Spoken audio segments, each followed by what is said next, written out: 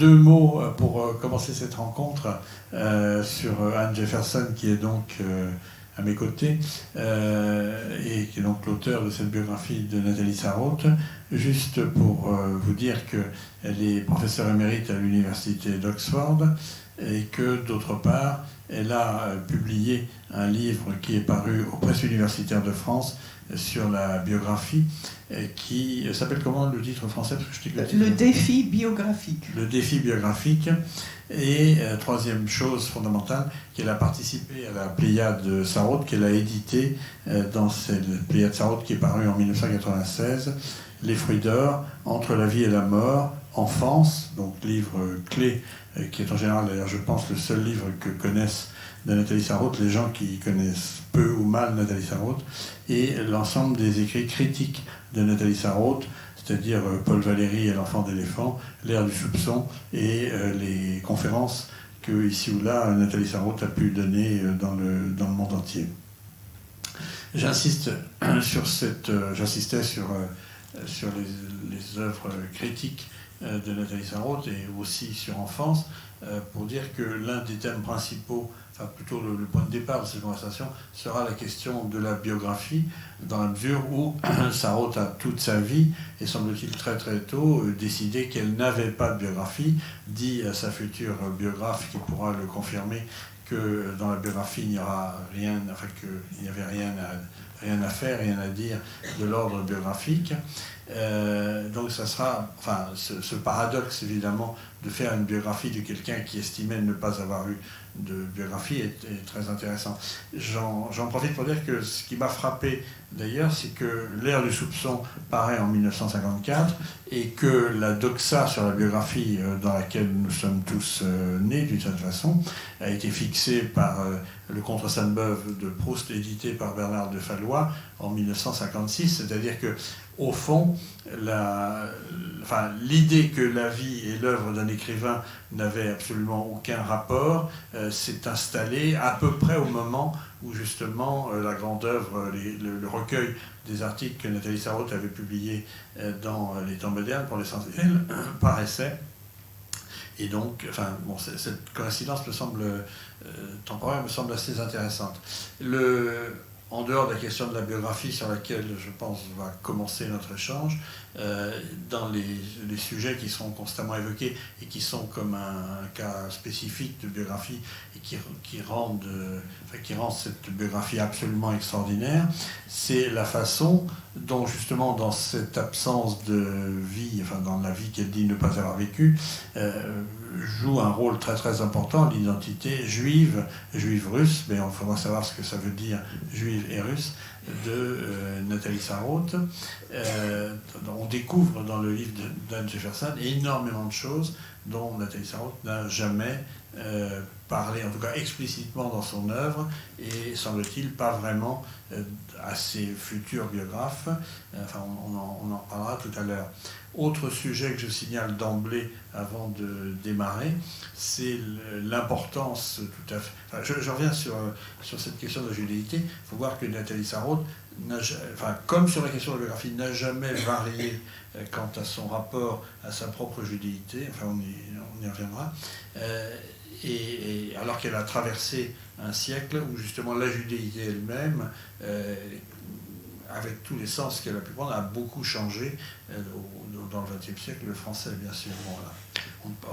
Nathalie Sarraute naît quasiment après l'affaire Dreyfus et disparaît après Shoah de Claude Lanzmann. Donc vous pouvez mesurer à quel point les choses ont bougé.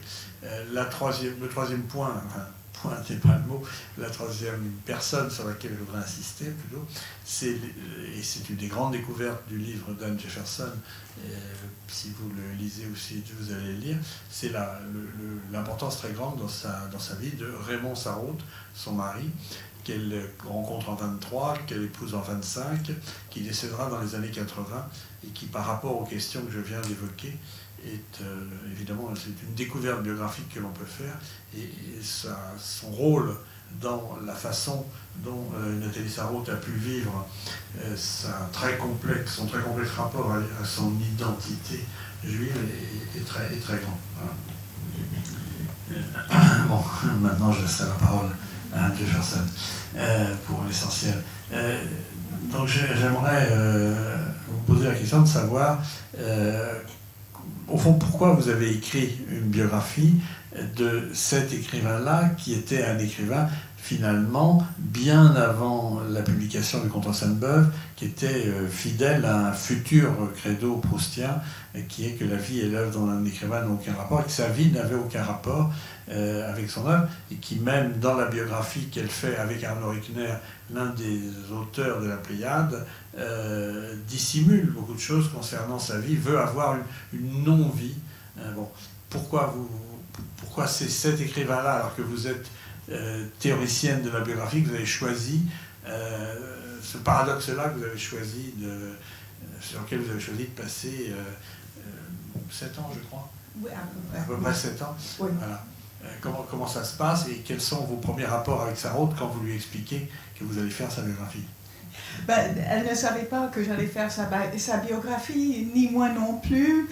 Ça m'est venu comme projet bien après sa mort.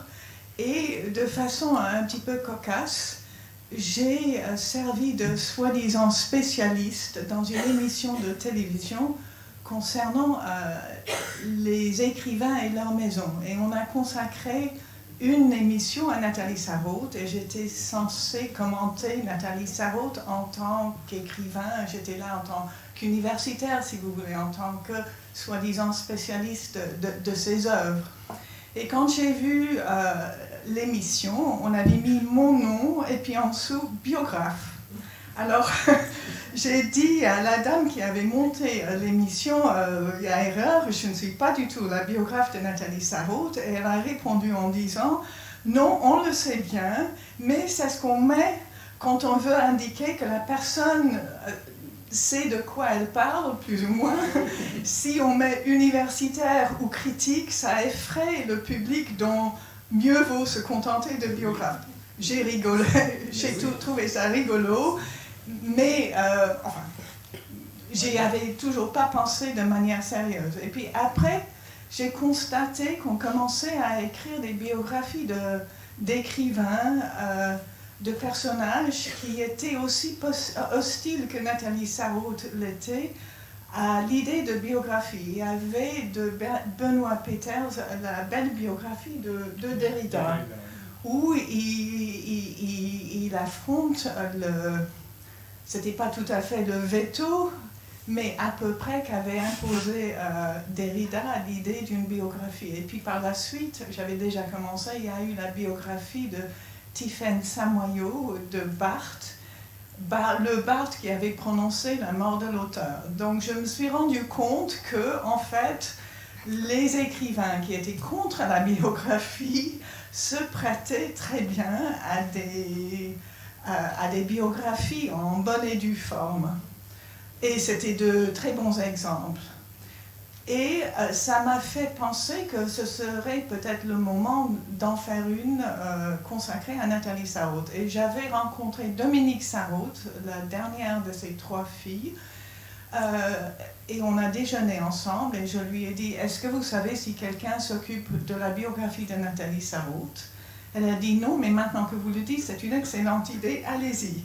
Et je lui ai dit, mais vous ne comprenez pas, c'est pas mon métier, je suis universitaire, j'écris des trucs complètement académiques, universitaires, c'est pas moi qui dois faire ça, d'autant plus que je suis anglaise et non pas française. Elle a fini par me convaincre, et je me suis dit, bon, je m'y mets. Elle a dit, Dominique, qu'elle ferait tout pour m'aider, qu'elle me donnait l'autorisation de consulter tous les documents à la BNF, sauf les manuscrits où il y a un embargo jusqu'en 2036, mais ce n'est pas la faute à Dominique, si vous voulez, c'est Nathalie Sarraute qui l'avait voulu comme ça. Alors, je me suis plongée dans cette histoire. Et j'ai fini par constater que vraiment ça avait un sens. C'est vrai que les livres de Nathalie Sarraute portent très peu de traces de sa vie telle qu'elle l'a vécue à l'extérieur, si vous voulez. Donc la biographie ne sert pas vraiment de clé à ses œuvres. Il y a une exception, c'est Enfance, qui se termine à l'âge de 12 ans, C'est vrai. mais qui n'est pas vraiment une autobiographie, justement, au sens traditionnel. En plus, non, exception faite d'Enfance, oui, il faut le dire. Mais pour les autres, pour les romans et pour les autres textes, non, rien. Enfin, si on sait, on voit des liens, mais grosso modo, on ne peut pas dire que les livres de Nathalie Sarraute soient des livres où elle raconte sa vie de manière romancée. Donc ça n'a aucun sens de faire comme si on allait trouver des clés. Mais ce qui m'a frappé au fur et à mesure des années, c'est que le contexte dans lequel Nathalie Sarraute a écrit avait tellement évolué que ça valait la peine de reconstituer le monde, le contexte dans lequel ces livres ont vu le jour. Et j'avais un peu compris ça en faisant la Pléiade, parce qu'elle évoquait des auteurs qu'on lisait au début du siècle. Ce n'étaient pas des auteurs qu'on lisait dans les années 50, 60, 70, où elle a commencé à être reconnue. Et c'est une écrivaine, je vais dire écrivaine, ça ne lui aurait pas plu. Oui. Oui, ça ne lui aurait pas plu, mais c'est ce qu'on dit de nos jours. Et le fait que c'est une femme justifie largement, je trouve, cet usage. Bon, elle était, en tant qu'écrivaine, elle appartenait à une génération littéraire où les écrivains, masculins et féminins, étaient pour la plupart plus jeunes qu'elle. Bref, elle avait eu une initiation, une éducation littéraire qui remontait beaucoup plus loin que la leur. Donc, il y avait des traces dans ce qu'elle écrit, surtout dans ses œuvres critiques. Donc ça m'a obligée à me rendre compte qu'en fait, je connaissais moins bien les œuvres de Nathalie Sarraute, faute de bien comprendre le contexte dans lequel elles avaient émergé. Et on était 12 ans après le décès de Nathalie Sarraute qui est décédée en 1999, donc à l'âge de 99 ans. Il fallait, il me semblait, reconstituer le monde dans lequel elle avait vécu pour rendre justice à ses œuvres. Et il y avait aussi le fait qu'il y avait trop d'universitaires comme moi qui faisaient lire Nathalie Sarraute à leurs étudiants en disant « Voilà, c'est un texte qu'on va analyser. Voilà, il y a des règles d'analyse. » Et c'était peut-être pas la meilleure méthode pour faire aimer les livres de Nathalie Sarraute par les lecteurs. Et je constatais également qu'on parlait moins de Nathalie Sarraute que de son vivant. Si bien que je me suis dit qu'une biographie pourrait servir à réintéresser les gens à Nathalie Sarraute en la rendant vivante comme je l'ai connue. Je l'avais un peu fréquentée vers la fin de sa vie, donc je l'avais connue vivante et c'était une femme très vivante, n'est-ce pas? Et je voulais une Nathalie Sarraute vivante pour lesquels les livres avaient été un projet d'une importance qu'on peut comprendre d'après ces remarques-là. Quelqu'un qui avait en tête un projet qu'elle voulait réussir et dont elle n'était jamais satisfaite. C'était pas quelqu'un qui avait inventé des textes pour ennuyer les étudiants, si vous voulez dire. Et je m'excuse de vous couper.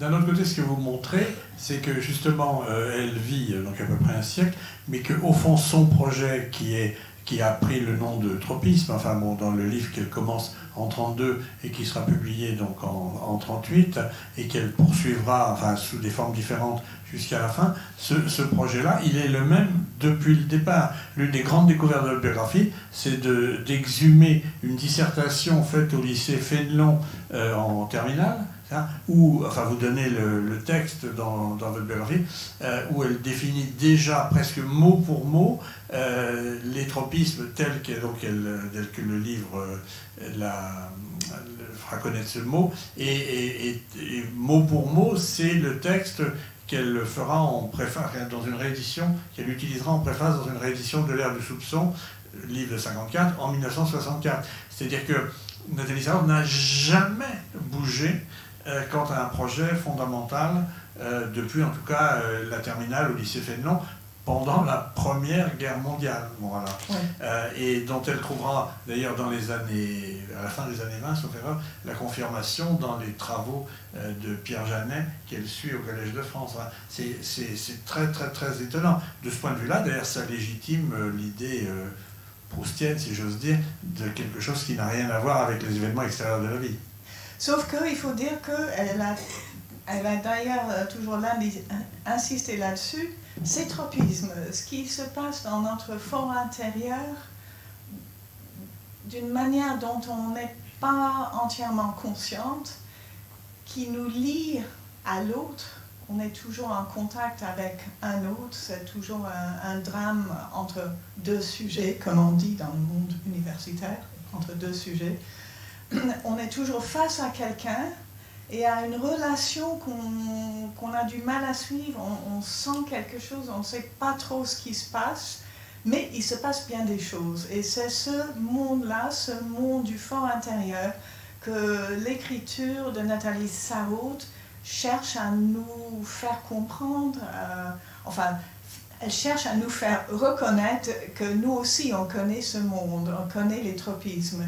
Et c'est l'une des raisons pour lesquelles elle a toujours contesté l'idée d'une biographie. Parce que la personne qu'on voit dans une biographie, c'est la personne qu'on rencontre dans le monde extérieur. On sait si c'est une femme, si c'est un homme, si elle est jeune, si elle est vieille, si elle est russe, si elle est française, si elle est juive, si elle n'est pas juive. Et pour Nathalie Sarraute, ce monde des tropismes, c'est ce qui se passe à l'intérieur et qui n'a rien à voir avec ce qu'on voit à l'extérieur.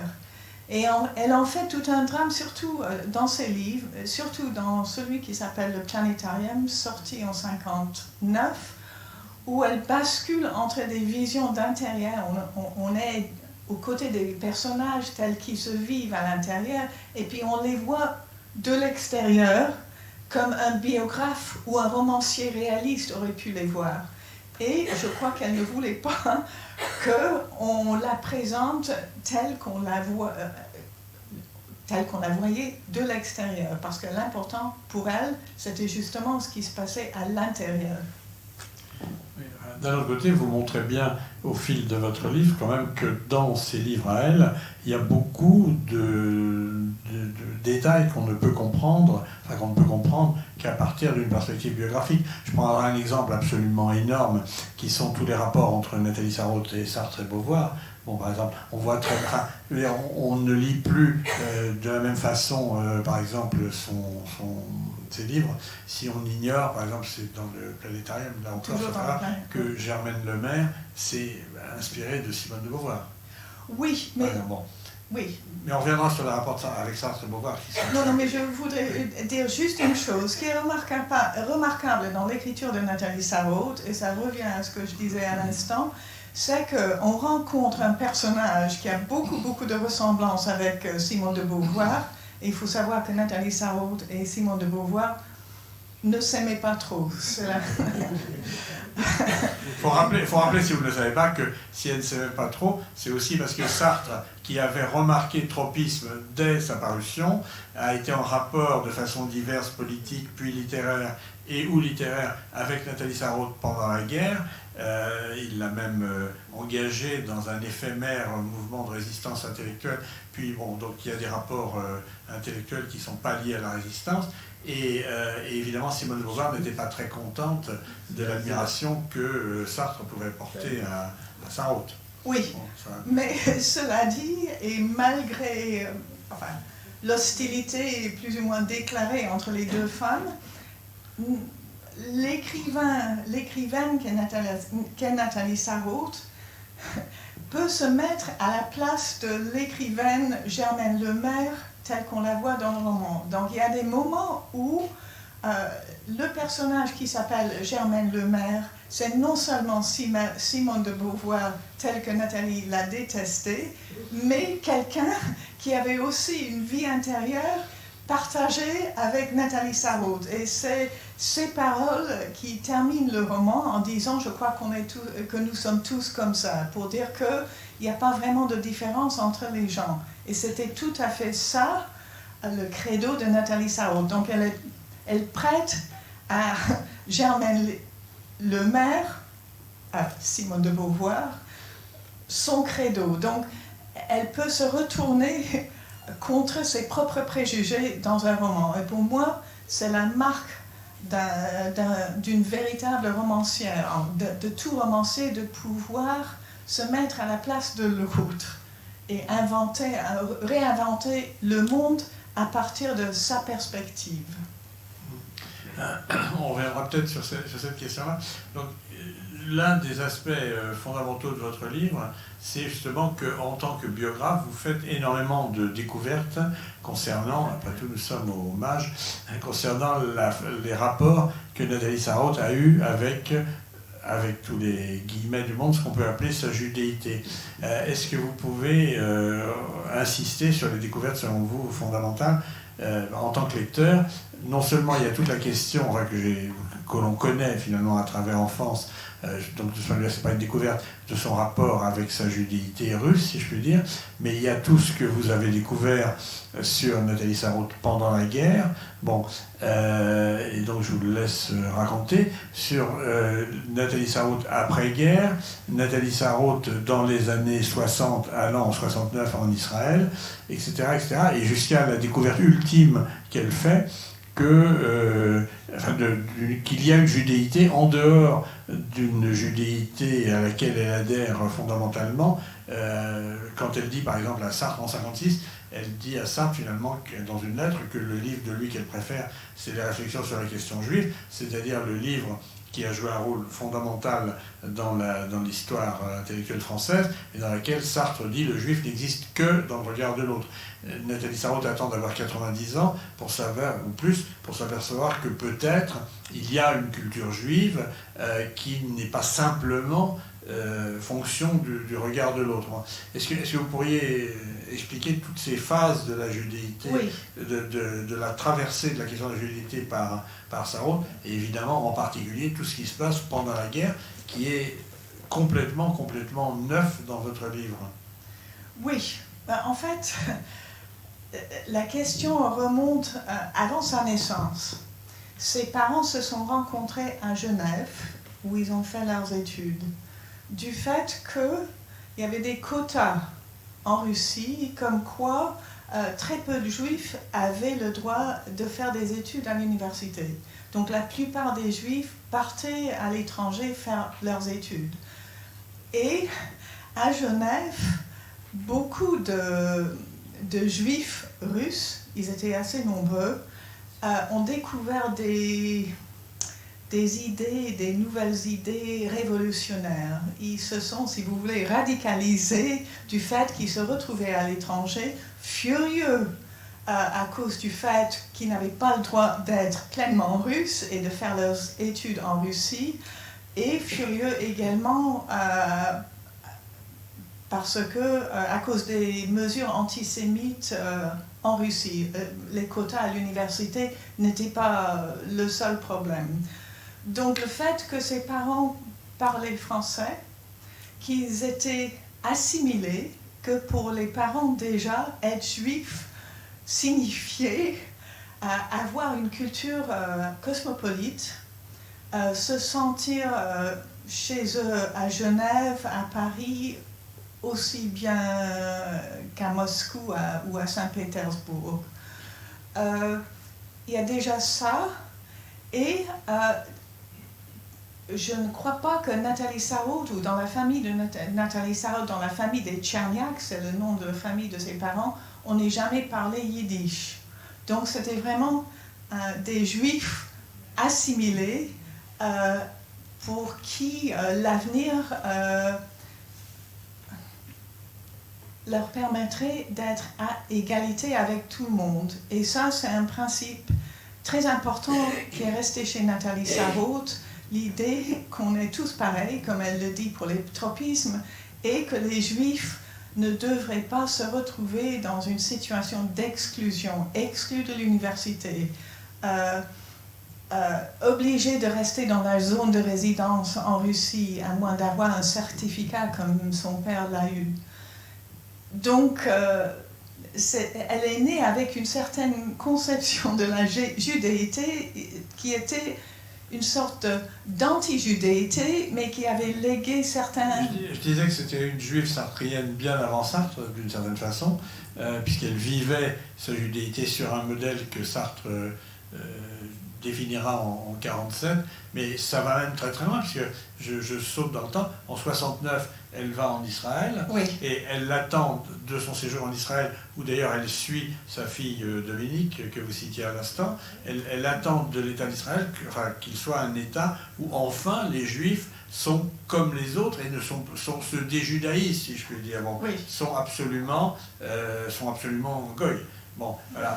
Donc c'est très très très étonnant. Et elle écrit à son retour d'Israël 2 textes, l'un dans Le Monde, l'autre dans la Gazette littéraire, oui. Textes que vous nommez, mais ça serait passionnant d'ailleurs de les rééditer, où elle donne d'Israël, surtout 2 ans après la guerre des 6 jours, une vision pour nous aujourd'hui très très étonnante d'un État où les Juifs sont absolument défaits de toute différence avec toute autre culture.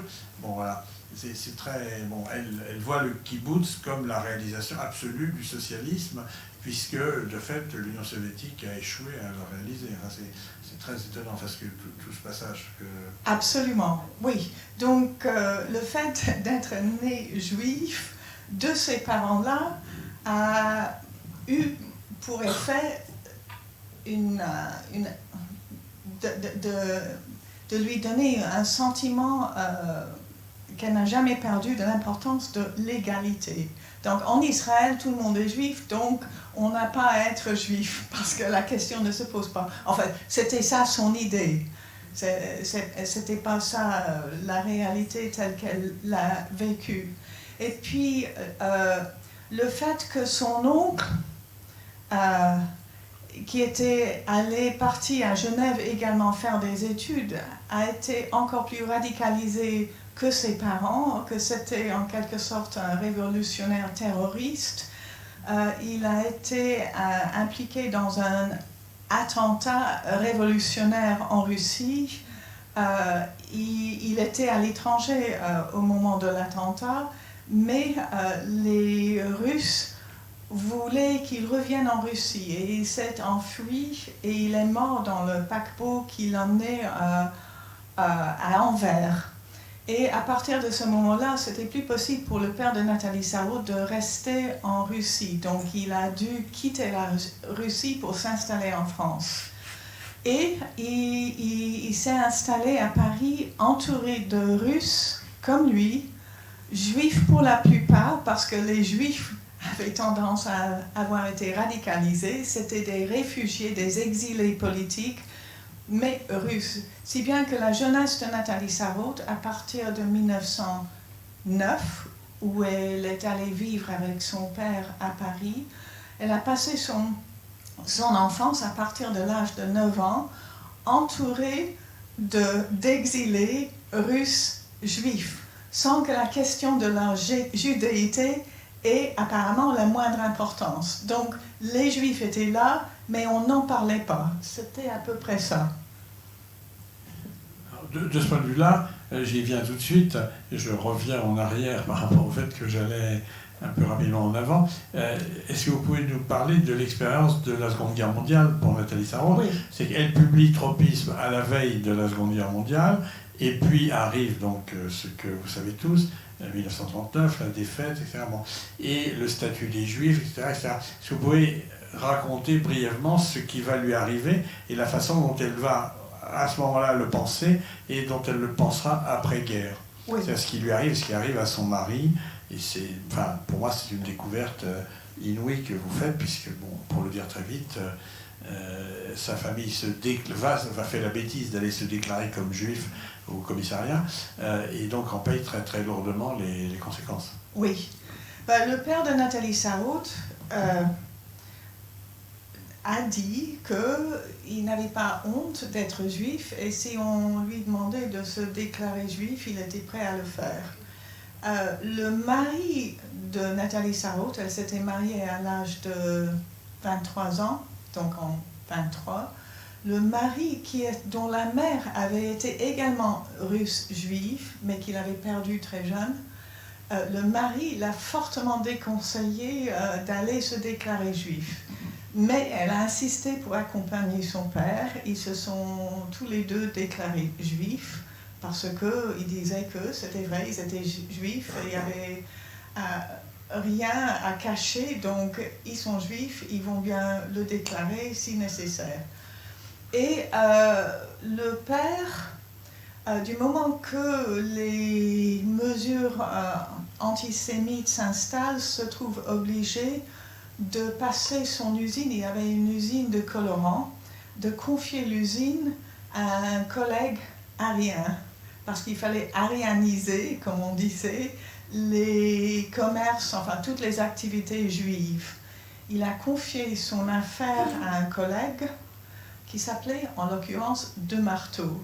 Je ne sais pas si vous savez que le deuxième roman de Nathalie Sarraute s'appelle Marteau. Voilà, un lien sans qu'on le sache. Et là, il est question de confier l'achat d'une maison à un collègue qui se montre un peu suspect par moment. On ne sait pas trop ce qu'il veut. Bref, c'est une parenthèse. Donc le père s'enfuit en Suisse, il regagne la Suisse qu'il avait connue pendant ses études à Genève. Lui regagne la Suisse, il veut que Nathalie le suive pour se protéger contre les mesures anti-juives. Elle veut pas quitter son mari, elle veut pas quitter ses 3 filles, elle veut pas partir avec ses 3 filles en Suisse, donc elle reste. Les 3 filles qui sont nées à quelle année? Elles sont nées en 27, 30 et 33. Donc elles étaient toujours assez jeunes. Mais elle constate qu'en fait, c'était pas évident d'être juive sous l'occupation. Elle part passer les vacances d'été en 41 dans un village qui s'appelle Janvry, c'est pas très loin, c'est près de Gif-sur-Yvette. J'ai une amie qui vit à Gif-sur-Yvette avec qui j'ai pu découvrir le village de Janvry et j'ai pu identifier la maison où Nathalie s'est cachée. Enfin, elle ne s'est pas cachée, mais elle n'a jamais voulu porter l'étoile jaune.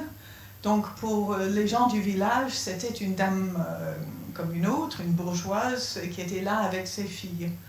Mais son voisin, un boulanger, était un délateur. Il dénonçait n'importe qui soit juif ou non. Et il a raconté à la dame qui tenait la café du village, où Nathalie allait écrire déjà sous l'occupation, que ce monsieur racontait qu'il soupçonnait Nathalie d'être juive et qu'il allait tirer la question au clair à la préfecture. Et la dame qui tenait le café disait « J'y crois rien, c'est complètement idiot ce qu'il raconte. » Et Nathalie dit « Oui, bien sûr, c'est complètement idiot. » Mais c'était le week-end, Raymond qui venait la rejoindre parce qu'il partait à travailler, il était avocat à Paris. C'était tous les deux avocats à Paris. Oui. Et elle plaidait très très peu, mais oui. Oui. Et en fait, elle avait été radiée du barreau en 30, je ne sais plus exactement quand, 38-39, parce qu'elle était née d'un père étranger. Et russe étranger, ça voulait dire grosso modo pour les avocats, pour le barreau, juif. On ne le disait pas en toutes lettres. Bref, Raymond est revenu et a dit il faut qu'on parte tout de suite.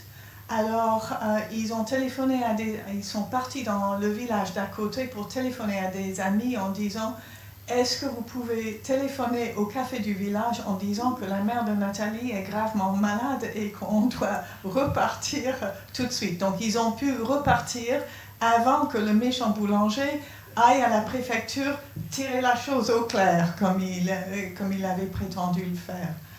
À ce moment-là, ça devient grave parce que Nathalie Sarraute sait qu'elle peut être recherchée par la Gestapo. Elle va chez des amis juifs d'ailleurs, elle se cache chez eux un moment, sachant que c'est très dangereux pour eux. Elle loue une chambre et les enfants rentrent chez leur père. Nathalie se cache dans cette chambre. Et puis, elle part grâce à une amie non juive, mais de gauche, devenue communiste par la suite. Grâce à cette amie, elle a pu trouver un endroit où elle a vécu plus d'1 an sous un faux nom, un nom comme quoi elle n'était plus juive. Elle est partie avec 2 de ses filles parce que l'aînée était déjà au lycée.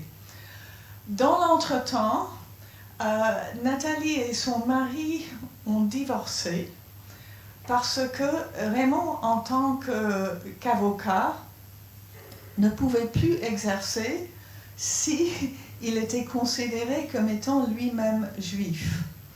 Et être juif, c'est avoir plus de 2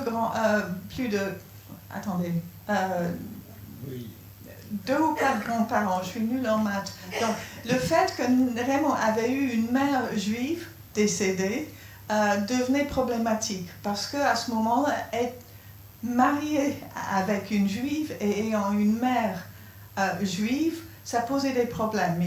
Lui devenait juif sans s'être déclaré. Donc, la solution, c'était qu'il divorce. Et Nathalie, enfin, à l'amiable, on peut dire, c'était pour l'administration. Donc, Nathalie est divorcée. Si elle est juive, c'est en quelque sorte tant pis pour elle, mais Raymond est sauvé, en quelque sorte. Mais il arrive par malheur que le nom de Raymond... Justement, ce qui est très étonnant, c'est comme ils sont avocats, je veux dire, tous les deux font vraiment des textes juridiquement imparables pour justifier le divorce. Enfin, oui. C'est assez drôle, la profession d'avocat se retourne, ils utilisent leur talent d'avocat pour faire des lettres, pour accuser le conjoint. Oui. Et Nathalie, son talent de romancière, parce qu'elle a inventé des choses auprès d'un autre avocat qui devait faire le divorce, pour dire combien Raymond avait été indigne. Et à l'époque, on ne pouvait pas divorcer à l'amiable. Il fallait des lettres insupportables écrites par l'un contre l'autre. Alors c'est Nathalie qui avait rédigé cette lettre que Raymond était censé avoir signée pour dire des choses. C'est dommage. On n'a jamais su ce qu'il y avait dans cette lettre. La lettre s'est perdue, mais elle était tellement convaincante que l'avocat a dit à la suite de la guerre, ayant découvert qu'il n'en était rien, que c'était un mariage très bien, une relation très bien entre les deux, il n'avait jamais pu se défaire de l'image de ce Raymond telle que Nathalie l'avait décrite dans cette lettre. Mais il arrive que Raymond Sarraute a un nom qui ressemble à un avocat qui défendait des résistants communistes. Et ce monsieur s'appelait Sarraute. Et on peut concevoir qu'en lisant une liste de noms d'avocats dont on ne voulait pas, dont principalement juifs, mais entre autres communistes, on a pu, en regardant dans le bottin des avocats, qu'il y avait un Raymond Sarraute. Donc, au lieu d'aller chercher ce monsieur Sarraute, on a débarqué dans l'appartement de Raymond et Nathalie Sarraute en disant « bon, on vous prend ». Et à ce moment-là, il fallait que Raymond ait les preuves qu'il n'était pas juif. Pas évident parce que sa mère l'était. Donc il est parti à Drancy avec 42 avocats principalement juifs et il devait prouver qu'il ne l'était pas. Et il a fallu attendre des mois, mais grâce à des amis juifs qui étaient très actifs dans la résistance, enfin c'était clandestin, ils fabriquaient des documents et on a pu fabriquer un faux baptême, un certificat de baptême pour la mère de Raymond en Russie, la mère de Raymond qui n'avait jamais été baptisée et qui était bien juive. Et c'est comme ça qu'il a pu sortir de Drancy. Mais Nathalie a failli perdre son mari qui aurait pu être déporté et qui aurait pu, comme beaucoup de ses connaissances, périr dans les camps. Donc, ça l'a touchée de très près. Elle n'a jamais évoqué cet épisode. Ils ne se remarieront qu'en 1956. Oui. Donc, oui. C'est 10 ans après la fin de la guerre. Oui. Mais ce que l'on découvre, cette histoire est évidemment tout à fait extraordinaire. Et d'autre part, ce qu'on découvre aussi, c'est que Raymond Sarraute est l'auteur après-guerre, enfin lui-même en tant qu'avocat, va devenir spécialiste du droit des Juifs. Et après-guerre, il écrira 4 livres, dont 3 sont totalement consacrés aux Juifs par rapport au droit. Enfin bon, excusez-moi, je cherche les livres. Vous vous souvenez des titres des livres? Pas exactement, mais Raymond Sarraute et un collègue avocat également juif ont fait un livre où, pour la première fois, on retrouve toute la législation antisémite sous l'occupation, sous Vichy. Donc, on redécouvre tous les décrets, toutes les mesures anti-juives qui ont été passées sous l'occupation, et une préface très forte où Raymond Sarraute et son collègue disent à quel point c'était horrible comme expérience, mais ils le disent de manière très professionnelle comme des avocats. Mais on voit que ça a laissé des traces auprès de Raymond, et puis à la Libération, lui et un autre avocat, également juif, ont fait un livre pour dire que la législation concernant les Juifs et la récupération des biens juifs à la Libération était largement insuffisante. Et puis par la suite, il a fait un livre concernant les immigrés, donc il a toujours gardé... En 1953. Oui. Il a gardé ce sentiment qu'il partageait à 100% avec Nathalie. Il est resté très sensible à tout ce qui arrive aux gens qu'on traite comme des étrangers, des gens qui ne sont pas comme nous. Et c'est assez féroce la manière dont il s'exprime dans les préfaces de ces 2 livres.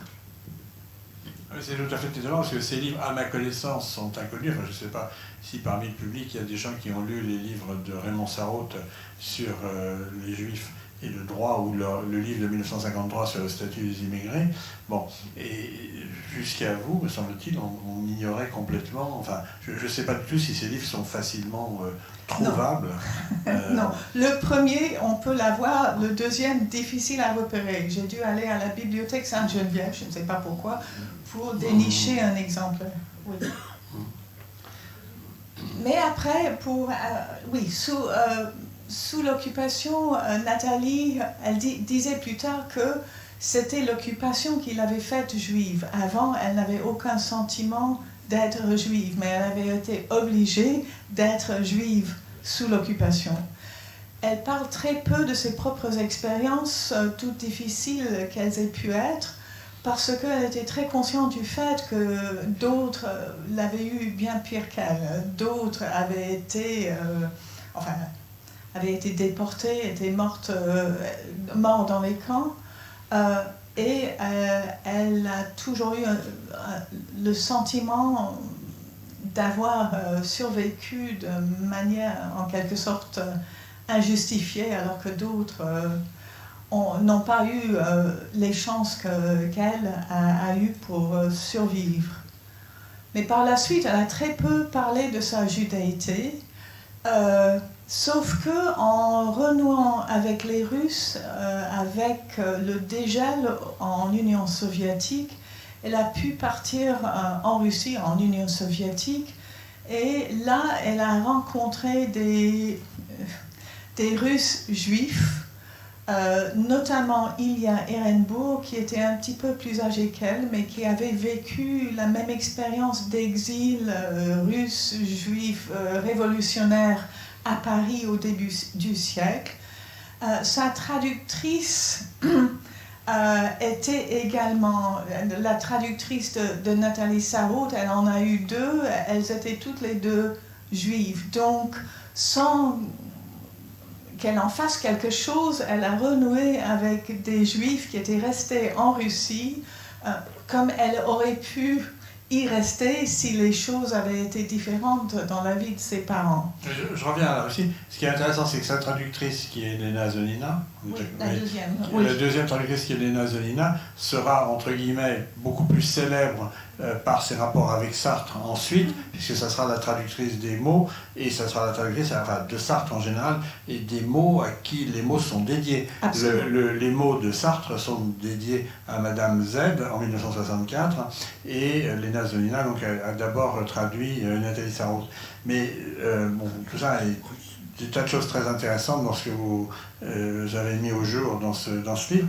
Mais puisque vous parlez de la Russie, est-ce que vous, avant d'en venir à ce à quoi vous êtes, est-ce que vous pouvez parler du séjour qu'elle fait en 1936 à Moscou? Oui, elle va, on ne sait pas trop pourquoi. Pourquoi va-t-elle à Moscou à ce moment-là? Oui, avec ça. Il y a une photo dans le livre, dans votre livre, où on voit Nathalie Sarraute sur la place rouge en 1936. Oui, un 1er mai. Où il y avait tout. Il y a Staline aussi. Il y a Staline, il y a des drapeaux, il y a des chars qui passent. Enfin, on ne voit pas les chars, mais on sait que ce que regardait Nathalie Sarraute ce jour-là, sur la place rouge, c'était des milliers de chars, de soldats, il y avait des avions qui passaient au-dessus de sa tête. Et je ne sais pas pourquoi, on ne sait pas pourquoi, mais elle est retournée en Russie avec sa belle-mère. La belle-mère, la deuxième femme de son père, belle-mère qu'elle appelait toujours sa marâtre. Encore une avec qui Nathalie ne s'entendait pas très bien. La drôle de voyage. Oui, mais c'était pour retrouver sa famille à elle. Elle n'était pas juive. Elle était philosémite, si on peut dire, mais sa famille, elle, était plutôt aristocratique. Donc, sa famille, à elle, avait beaucoup souffert sous Staline. Et, enfin, les souffrances ne faisaient que commencer, en fait. Et Nathalie avait aussi de la famille en Russie qu'elle a pu retrouver à ce moment-là, mais elle était très choquée, et sa belle-mère aussi, par tout ce qui se passait. Elles étaient accompagnées partout par des guides in-touristes. On n'avait pas le droit de se balader comme ça. En 1936. Ah oui. En 1936. L'année où, d'ailleurs, Gide est allé en Union soviétique, et c'était quelques semaines après la visite de Nathalie Sarraute, et il le raconte dans son petit livre Retour en URSS, où ses impressions... Enfin, il me semble que ces impressions ont dû être en partie partagées par Nathalie, qui était fortement... Ouais, elle avait beaucoup d'admiration pour l'égalité qui était censée exister entre les citoyens soviétiques, mais en même temps, elle était ahurie par la conformité et aussi par tout ce qui arrivait aux familles aristocratiques, juives, etc. Donc, déjà, le fait de retrouver sa famille, ça a posé des problèmes, parce que les Russes qui étaient partis et qui n'étaient pas revenus étaient censés être des ennemis. Donc, pour la famille qui était restée en Union soviétique, Nathalie et sa belle-mère étaient censées être des ennemis de l'Union soviétique. Mais justement, est-ce qu'on sait si elle avait lu Retour d'Urs de Gide? Puisqu'elle avait énormément d'admiration pour... Elle envoie le manuscrit de Tropisme à, oui. à Gide. Enfin, elle a une très grande admiration pour Gide. Oui. Elle ne peut pas ne pas avoir lu ce livre. Impossible. Elle a tout lu de Gide. Elle avait beaucoup d'admiration pour lui. Elle aurait voulu qu'il lise le manuscrit de Tropisme, ce qu'il n'a pas fait. Vous dites même qu'adolescente, elle adorait les nourritures terrestres. Oui. Famille, je oui. Oui. Mais par la suite, pour des raisons plus sérieuses, enfin des raisons plus littéraires, elle aimait beaucoup de lui. D'abord ses essais critiques parce qu'il parlait de manière très intelligente du roman.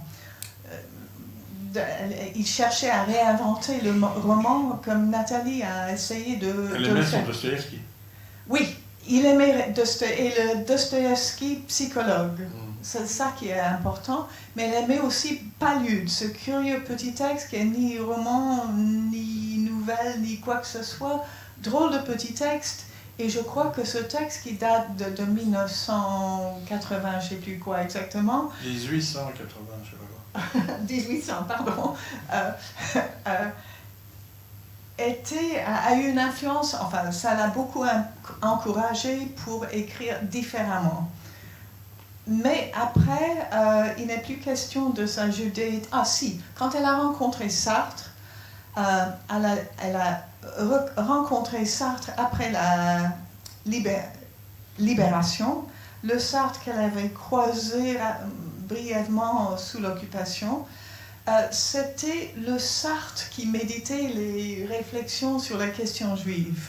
Donc, sa pensée et celle de Nathalie Sarraud se sont recoupées autour de la question juive, qui pour tous les deux recoupait aussi une certaine vision où il y avait la différence entre ce qui se passait à l'intérieur et l'extérieur. Et l'idée, c'est que quand on voit les gens de l'extérieur, on invente des personnages, des types qui n'ont rien à voir avec la réalité de cette personne.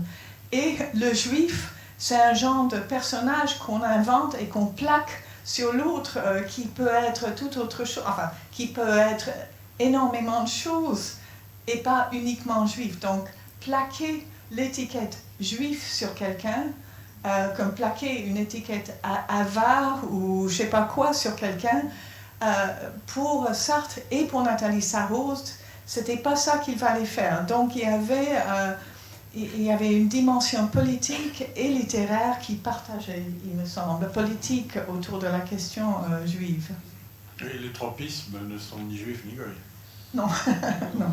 Mais est-ce que vous avez le sentiment, par rapport à tout ce que vous décrivez dans votre biographie et ce dont on est en train de parler, est-ce que vous avez le sentiment dans l'œuvre, vous parliez tout à l'heure quand même de Simone de Beauvoir, Germaine Lemaire, est-ce que vous avez le sentiment dans l'œuvre qu'il y a des traces de ce que vous avez découvert en écrivant cette biographie, en travaillant sur cette biographie et en l'écrivant, ou pas du tout?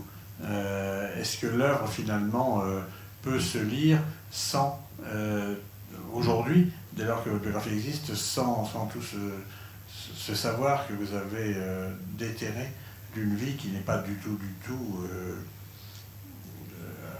sans vie, si je puis dire? Absolument pas. Non, oui, si on connaît la vie de Nathalie Sarraud, il y a des choses qu'on reconnaît. Par exemple, la cure qu'elle a faite avec Pierre Janet, dont elle n'a jamais parlé, mais dont elle a parlé à moi. Je ne sais pas pourquoi. Donc, du moment qu'on le sait, on reconnaît le spécialiste dans son premier roman qui s'appelle Portrait d'un inconnu. Donc, on voit qu'elle raconte cette expérience, mais c'est pas pour dire, voilà, c'était ça, une cure Même avec... dans le tropisme, déjà, Janet est présent. Oui, c'est cours au Collège de France.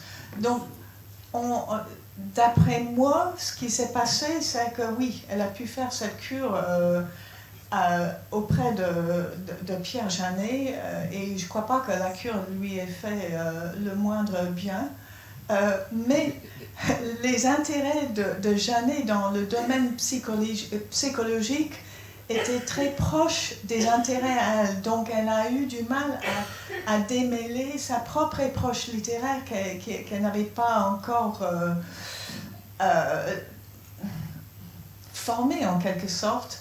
Elle a eu du mal à se démêler les deux approches, l'approche du psychologue et la sienne. Mais je crois que ce démêler était nécessaire pour qu'elle arrive à ce qu'elle appelait par la suite les tropismes. Donc on reconnaît Janet. Il y a le cas de ce De Marteau qui a repris l'usine de son père et qui en 1944 cherche à s'emparer de l'affaire, de la prendre pour lui, au lieu de le gérer pendant l'absence du père de Sarraute. Il a essayé d'en profiter pour s'enrichir. Donc, on ne peut pas... Enfin, Nathalie, je crois, a été très marquée par cette expérience. Et on voit... Enfin, Marthereau lui a permis de revivre cette expérience tout en disant que Marthereau, c'était pas le De Marteau tel, on l'appelait le salaud dans la famille Sarraute. Le salaud de Marteau n'est pas le Marthereau du roman parce qu'on rentre par les yeux de Marthereau et on voit que le personnage Marthereau, c'est pas tout à fait quelqu'un de solide. Donc elle défait ce personnage qui à l'origine était De Marteau. Donc elle se sert de ses propres expériences comme tremplin pour servir de cadre aussi pour les expériences qui vont dans le sens d'une exploration psychologique. Rien à voir avec un De Marteau, un Pierre Janet ou qui que ce soit.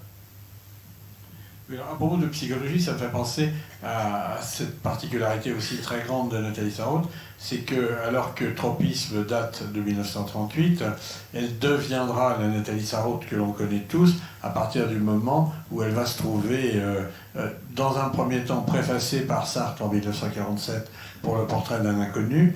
Bon, Sartre baptise d'une certaine façon, qui d'ailleurs semble-t-il ne lui plaît pas, Portrait d'un inconnu, un anti-roman, puis ensuite emmené dans la machine Rob Grillet dans les années 50, enfin en particulier à partir de 54.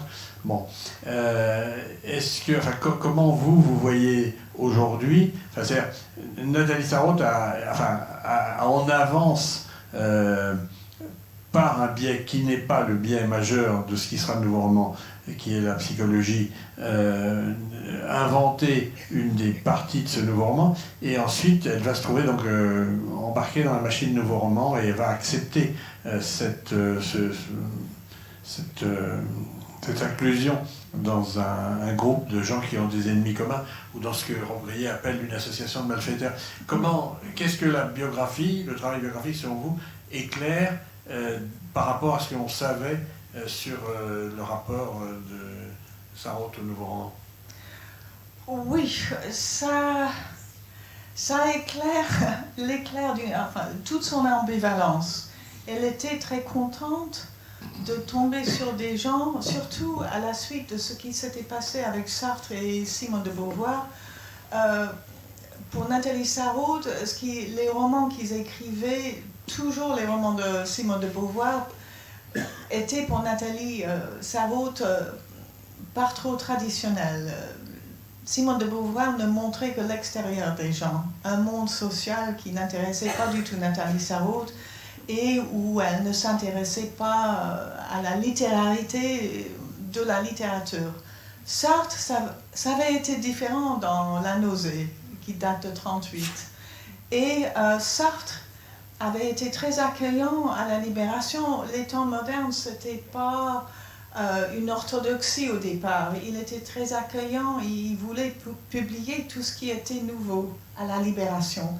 Et Nathalie a pu être publiée par Sartre, qui était assez ouvert aux écrivains femmes. Alors qu'auparavant, c'était très difficile pour les femmes écrivains de se faire reconnaître, de se faire prendre au sérieux par les éditeurs. Mais au fur et à mesure, elle trouvait que les positions de Sartre et Simone de Beauvoir s'étaient durcies politiquement et aussi littérairement. et tombe sur Rob Grillet, qui avait des idées beaucoup plus radicales, qui avait fait un saut dans l'évolution des idées critiques autour du roman. Elle était ravie de changer de camp, en quelque sorte. Et elle partageait des idées avec Rob Grillet. Il n'y a jamais eu d'orthodoxie autour du nouveau roman. C'était une étiquette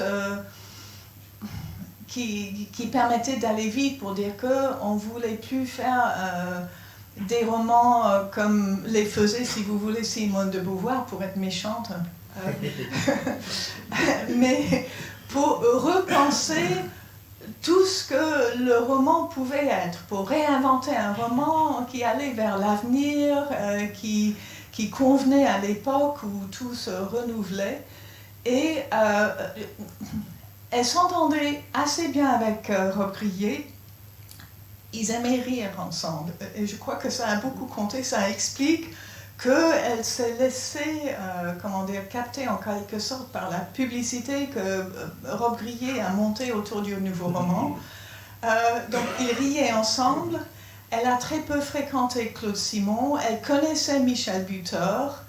Et je crois qu'avant tout, le nouveau roman, pour elle a accepté en quelque sorte l'étiquette parce que ça lui permettait de parler de ses propres livres, de s'expliquer. Dans un monde où, toujours pour les femmes, ça n'allait pas de soi de se faire prendre au sérieux en tant qu'écrivain, on va dire.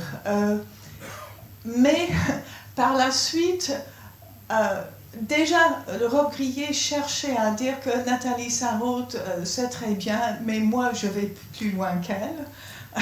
Alors, elle n'était pas d'accord avec ça. Et puis, par la suite, dans les années 60, Rob Grillet a durci ses positions et il s'est laissé ensorceler par des gens avec qui Nathalie Sarraute n'était pas du tout d'accord. Elle a fini par... Jean Ricardou Ricardou, oui, c'était surtout Jean Ricardou, pour qui l'écriture n'était en quelque sorte qu'un jeu. Et il n'y avait rien de réel là-dedans. Alors que pour Nathalie, si le langage avait de l'importance, comme le disait Ricardou, pour Nathalie, c'était parce que quand les gens parlent, il se passe des choses. Les gens sont... Enfin, elle dit quelque part dans l'Air du soupçon, ce recueil d'essais, que la parole, c'est une arme qui sert au quotidien pour faire du mal aux gens. Donc il se passe des centaines de petits crimes grâce à la parole. Donc c'est ça le langage qui intéresse Nathalie Sarraute. C'est pas des jeux de mots. Ce qu'elle mettra d'ailleurs en scène dans le théâtre, Absolument. Quand elle fera du théâtre. Enfin, les petits crimes par le langage. Oui, absolument. Et donc, les relations se distendent. Et puis, il y a eu un colloque en 71, monté par Jean Ricardou, ce jeune Turc du nouveau roman, où Nathalie Sarraute rompt plus ou moins en disant « c'est pas ça ce que eux ils veulent faire, ça c'est pas moi, ça c'est pas ce que je veux faire moi ». Donc, c'est à peine il y a 15 ans où on a pu associer le nom de Nathalie Sarraute au nouveau roman. Et puis après, elle repart, ou elle continue de faire son chemin, un chemin qui était passé par ce qui s'appelle le nouveau roman, mais qui est resté, comme vous le disiez, le même chemin. Pour revenir au nouveau roman, quels ont été ses rapports avec Duras? Vous racontez des choses assez étonnantes sur ses rapports avec Duras. Oui. On est à l'intersection de la question du nouveau roman et de la question de ses rapports avec les autres femmes écrivaines. Oui, c'est toujours... Je crois que pour Nathalie Sarraute, en quelque sorte, le problème femme était plus important que le problème juif, parce que si on est juif, ça ne se voit pas forcément. Alors que si on est femme, ça se voit. Et du coup, la manière... les comportements qu'on peut avoir avec vous ne sont pas les mêmes que si on est un homme. Et pour Nathalie, elle ne voulait pas qu'on la voie comme une écrivaine, comme une romancière, comme une femme qui écrit des livres à la manière des femmes, pour un public de femmes. Elle détestait qu'on la mette ensemble avec d'autres femmes. Donc on avait un peu tendance à dire « vous et Marguerite Duras ». Alors qu'elle dit pourquoi moi et Marguerite Duras, vous auriez pu dire moi et un homme. Pourquoi vous mettez toujours les femmes ensemble pour dire qu'elles font bande à part? C'est vrai qu'elles ont dû faire bande à part dans la mesure où elles étaient toutes les deux, elles étaient à peu près dans le même monde littéraire, surtout dans les années 60 où Nathalie et Marguerite Duras siégeaient dans le jury du prix Médicis, dont elles se retrouvaient régulièrement. Elles étaient publiées toutes les deux par minuit, juste un livre dans le cas de Nathalie Sarraute. Donc, elles se fréquentaient en quelque sorte. Et je crois que de temps en temps, par solidarité, des femmes qui ne voulaient pas forcément être reconnues comme des femmes écrivains, si Duras peut-être quand même, Sarraute non. Je crois que aux yeux de Nathalie Sarraute, Duras voulait toujours être la star. Si Nathalie voulait traîner derrière elle, bon, tant mieux. Et c'était un comportement, elle se mettait en avant, elle racontait sa propre vie, Duras. Vous racontez une scène étonnante au théâtre du Rond-Point entre Duras et Sarraute. Oui, elles étaient elles faisaient toutes les deux des pièces. Et les pièces étaient montées dans les mêmes théâtres par les mêmes metteurs en scène, dont notamment Jean-Louis Barrault. Et Duras plus que Sarraute, mais quand même. Et Jean-Louis Barrault et Madeleine Renaud ont eu une idée un jour, j'oublie la date, de faire une soirée d'hommage à ces deux écrivaines. Et l'idée, c'était que chacune lise une page ou quelques pages de l'autre. Alors c'est Nathalie qui commence, elle accepte de lire un texte de Duras qu'elle trouve bien que dans le privé, elle disait que c'était de la littérature de guerre. Elle lit le texte, elle revient s'asseoir, Duras ne dit rien. Dans le souvenir de Nathalie, ça s'est passé un autre soir, mais en fait, c'est le même soir. Duras dit qu'elle ne veut pas lire un texte de Nathalie Sarraute. Tous ces petits mots gris, elle n'a pas envie. Oui. Et je crois qu'à partir de ce moment-là, elles se sont plus beaucoup fréquentées. Mais vers la fin de sa vie, j'ai trouvé ça très émouvant. Marguerite Duras, qui avait toujours... elle s'était moins bien soignée que Nathalie, elle buvait comme on sait, et tout en étant plus jeune que Nathalie, elle mourait lentement. Elle a téléphoné à Nathalie pour ainsi dire, pour dire au revoir, sauf qu'elle ne l'a pas dit comme ça. Elle disait qu'elle avait le sentiment que tous les organes de son corps s'en allaient et ne marchaient plus très bien ensemble. Je trouve ça, c'est assez poignant. Oui. Donc, à la fin de sa vie, elles se sont... Nathalie était allée chez Rennes. Est-ce qu'elle est allée chez Marguerite Duras? Pas que je sache. À ce moment-là. Oh, à ce moment, non. Nathalie, elle aimait téléphoner. Sa vie se passait très souvent au téléphone. Donc il suffit que Marguerite Duras téléphone pour qu'elle puisse échanger. Voilà. Oui, jusqu'à présent, on parlait surtout des rapports entre Nathalie Sarraute et d'autres écrivains, éventuellement écrivaines, je veux dire, même si le terme lui... Vous insistez aussi beaucoup dans votre biographie sur les rapports, et sur ce que dit Nathalie Sarraute des arts plastiques. Bon. Et j'avais toujours, en tant que lecteur, moi-même été très très frappé, depuis toujours, c'est-à-dire depuis les années 60, depuis le livre de poche et aussi depuis Folio, par le fait que Nathalie Sarraute choisissait les couvertures pour les éditions de poche de ses livres qui étaient toujours des œuvres d'art, et des œuvres d'art, disons, prises dans le grand corpus de l'art abstrait. C'est-à-dire pas du tout de la peinture classique, pas du tout dans ce qui n'existe quasiment pas à l'époque, qui existe bien sûr aujourd'hui, qui est ce qu'on appelle l'art contemporain, mais toujours dans l'art abstrait. Est-ce que vous pouvez nous parler de ça? Et d'autre part, qu'est-ce que c'est lié? Qu'est-ce que vous savez, vous en parlez souvent, des rapports de Nathalie Sarraute avec les peintres russes que sont Larionov et Goncharova? Oui, ça c'est tout à fait intéressant.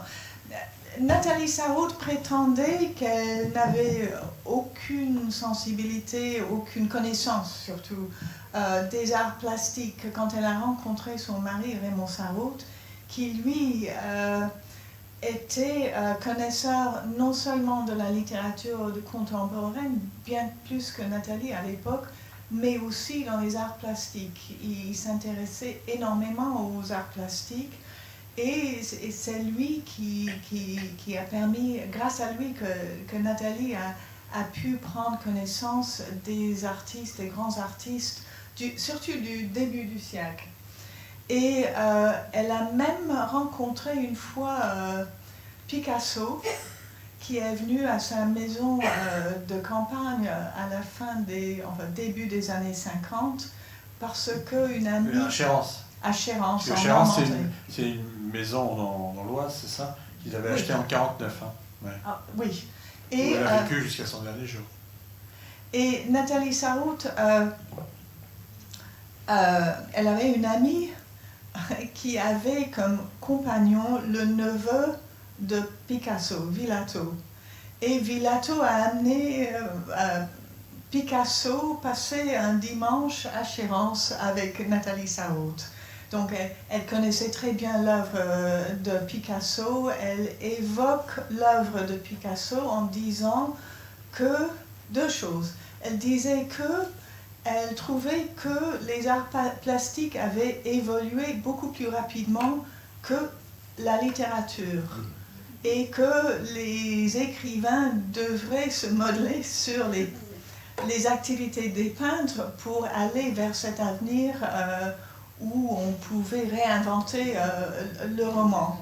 Elle disait aussi, et ça je le trouve assez émouvant, elle disait qu'elle enviait les peintres parce que on pouvait arrêter le temps en quelque sorte, parce que le monde de Nathalie Sarraute c'est un monde profondément instable où les relations entre les gens changent d'un moment à l'autre, alors que dans une peinture, surtout dans les portraits, par exemple les portraits de Picasso, il pouvait montrer sur une seule et même toile le même visage dans des perspectives différentes. Donc tout était sur une seule et même toile sans qu'on ait le sentiment que ça s'effrite avec le passage des instants. Et je crois qu'elle a toujours été fascinée par ça. Elle avait des amis peintres, pas tant que ça. Je crois que pour elle, les peintres, c'était surtout les peintres qu'on découvrait dans des musées et parfois dans des galeries dans les années 30 et même dans les années 40, 50. Et qui, par exemple? Qui, par exemple, c'était surtout les cubistes. Elle cite beaucoup les peintres. Elle cite Cézanne, elle parle de Van Gogh, elle parle il y a Picasso, de qui est-ce qu'elle... Oui, elle dit Larionov et Goncharova, oui. J'ai été voir l'autre jour une grande exposition de Goncharova à Londres. Peut-être qu'elle viendra ici à Paris. Et elle avait, je crois, 20 ans de plus que Nathalie Sarraute. Elle avait dû se réfugier en France avec son compagnon Larionov en 1920 parce qu'on n'acceptait plus leur peinture en Russie. Mais c'était une peinture assez originale. C'était une peinture d'avant-garde qui voulait garder ses distances avec la peinture d'avant-garde de l'Europe de l'Ouest. Et ils remontaient tous les deux, Larionov et Goncharova, aux origines de l'art russe. Donc il y avait la broderie sur les chemises des paysans, des paysannes, et aussi les peintures des icônes. Donc ils ont réinventé un avant-garde à partir de ses origines russes. Je ne sais pas si elle a très bien connu Goncharova, mais c'est intéressant qu'elle évoque ce lien. Elle l'évoque en racontant ses retrouvailles avec Sartre à la Libération. Et à mon sens, c'est pour dire que je ne suis pas laissée embobiner par Sartre. J'avais mon monde à moi, qui n'était ni un monde français, ni un monde littéraire. J'avais un arrière, j'avais pas tellement besoin de lui quand même. Excusez-moi, elle aurait dû connaître Sonia Delaunay, qui est russe et juive. Oui, elle devrait, oui, on dirait normalement elle a dû la connaître, mais j'ai pas trouvé de traces de cette connaissance. Même pas dans les visites de musées. Ben, elle a visité des musées, surtout quand elle voyageait à l'étranger, elle se précipitait dans les musées pour voir toutes les peintures. À Paris, oui. Elle allait voir les musées d'art moderne. Oui, elle vivait à côté du musée de l'art moderne et à la fin de sa vie, elle a eu des relations avec Soulages, avec qui elle visitait le musée d'art moderne de la ville de Paris. Oui, donc elle n'a pas pu ignorer Sonia Delaunay. Ah non, mais je ne sais pas si elles avaient, si c'était des amis. Il faut dire que Nathalie Sarraute habitait rue Pierre Ier de Serbie, et d'une certaine façon, je veux dire, entre la rue Pierre Ier de Serbie, là où elle habitait, et le musée d'art moderne de la ville de Paris, il y a juste le musée Galliera. Enfin, oui. Bon, grosso modo, elle était à 100 mètres du musée d'art moderne. Avant de vous donner la parole, je voudrais demander à Anne Jefferson d'évoquer autre chose, qui ira de donner son sentiment sur un autre sujet qui a été évoqué à plusieurs reprises, qui est le rapport de Nathalie Sarraute avec les femmes. On a parlé de Beauvoir, de Duras, mais ce qui est tout à fait frappant quand on lit votre biographie, c'est de voir que, alors qu'elle ne se définissait pas du tout comme écrivaine, qu'elle ne pensait pas du tout, comme on l'a pensé dans les années 70, qu'il y avait une écriture féminine différente d'une écriture masculine, les grandes amies sur la durée de Nathalie Sarraute ont été des femmes, ne serait-ce que Viviane Forester, qu'on a vu tout à l'heure dans le document qui est passé. Et ces femmes sont souvent des femmes qui, justement, pour qui, sous des formes différentes, disparates, la différence était forte entre être écrivaine et pas seulement écrivain. Ça va de Violette Leduc à Monique Wittig, qui était, semble-t-il, sa grande copine presque de toutes les dernières années. Et de ce point de vue-là, il y a dans votre livre beaucoup de documents très passionnants, et en particulier ces pages 215, un extraordinaire portrait de Nathalie Sarraute par Violette Leduc, mais bon, c'est un portrait très, très étonnant. Elle l'appelle Hermine. Hermine neutralise. Excusez-moi, j'ai du mal. Oui. Hermine neutralise, enterre son corps dans des. J'arrive pas à dire sans lunettes. Elle neutralise, enterre son corps dans des manteaux marronasses comme de la terre labourée. Elle s'est voulue insignifiante physiquement, etc. Etc. Oui. Comment, enfin, j'allais dire, et Violette Leduc, d'une certaine façon, est amoureuse. Absolument. De Nathalie Sarraute, comme elle est d'une autre façon amoureuse de Simone de Beauvoir. Ouais. Donc comment, par rapport à tout ce que vous expliquez sur l'indifférenciation sexuelle de Nathalie Sarraute, vous voyez-vous le fait qu'elle ait essentiellement attiré des femmes pour qui cette question était tout à fait différente, enfin, elles étaient dans la différence sexuelle. Oui. Oui. Ben, je crois que les femmes... Violette Leduc, c'est un cas intéressant parce qu'elles étaient toutes les deux, Nathalie Sarraute et Violette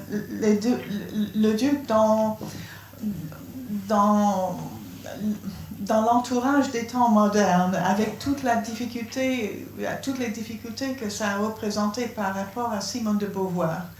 Et c'est d'ailleurs Beauvoir qui les avait qui les avait présentés l'une à l'autre, avec aussi Colette Audry. Enfin, oui. Je crois que, comme je le disais tout à l'heure, c'était un moment où les femmes écrivains avaient des chances de se faire reconnaître. Mais ça n'allait pas de soi, et je crois que bon nombre des amitiés, c'était par solidarité. Et certaines femmes avaient de bonnes raisons d'insister sur leur féminité pour des raisons d'ordre politique, par exemple. C'était le cas de Françoise d'Aubonne, que Nathalie Sarraute aimait bien. Et Françoise d'Aubonne aimait beaucoup les livres de Nathalie Sarraute.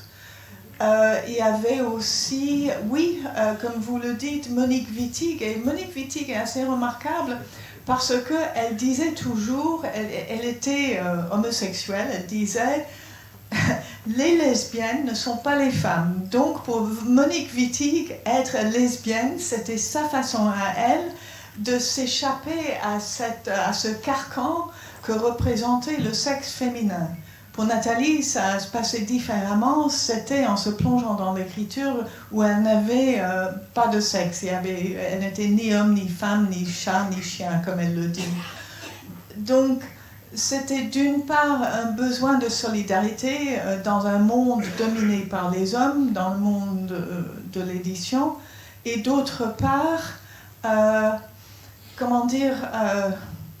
surtout auprès de Wittig, le moyen de trouver autre chose qu'une écriture féminine. Et Cixous?